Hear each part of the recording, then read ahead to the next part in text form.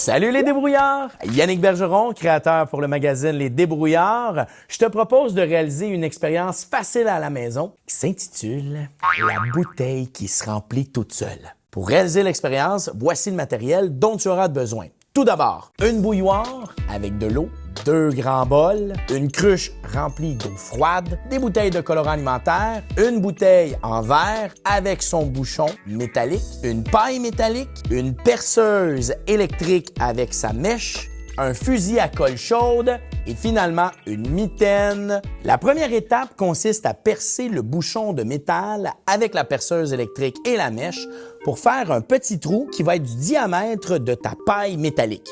Il faut que la paille métallique puisse entrer à l'intérieur de ton bouchon facilement, comme ceci. Ensuite, on va ajouter un peu de colle chaude autour, mais il faut placer la paille au bon endroit, donc comme ceci.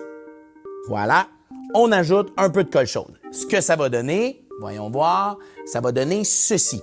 Alors, on produit une zone étanche juste ici en ayant collé beaucoup de colle sur le dessus et à l'intérieur de mon bouchon.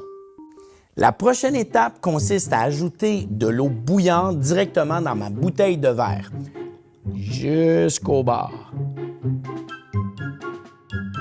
On va transvider l'eau bouillante directement dans le bol, placer notre paille avec notre capuchon par-dessus notre bouteille qui va être très chaude. On va se servir d'un gant et ensuite, on met le tout à l'envers dans notre bol d'eau froide. On le fait. Yeah! Check ça, c'est hot! Eric!